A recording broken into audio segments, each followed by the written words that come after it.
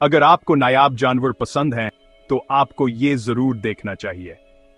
पानामीन golden frog सिर्फ खूबसूरत नहीं है, ये उम्मीद की अलामत है। आइए इसकी जंगली दुनिया में झांकते हैं। पानामा के ठंडे जंगलों में, पानामा के धुंध भरे जंगलों में एक छोटा सा जानवर रहता है जिसकी बहुत शोहरत है। पानामीन गोल्डन फ्रॉग। अपनी चमकीली पहली जल्द गहरे काले धब्बों के साथ इस मेंढक को देखना तकरीबन नामुमकिन है, लेकिन जंगल में इसे देखना ये एक अलग कहानी है।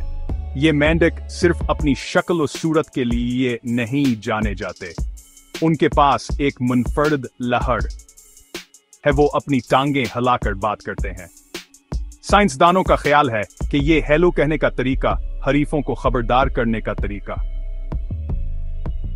काफी दिलचस्प है ना? अफसोस की बात है कि ये शानदार जलथलिया शदीद खतरे में है। रहाइशगाह का नुकसान, एक महलक फंगस ने उन्हें जंगल में तकरीबन खत्म कर दिया है, लेकिन यहां कुछ उम्मीद है। चिड़ियाघर तहफ़्फ़ुज़ पसंद ये उन्हें बचाने के लिए सख्त मेहनत कर रहे हैं और एक दिन उन्हें इनके जंगलाती घर में वापस लाने के लिए मुजस्सिस रहें।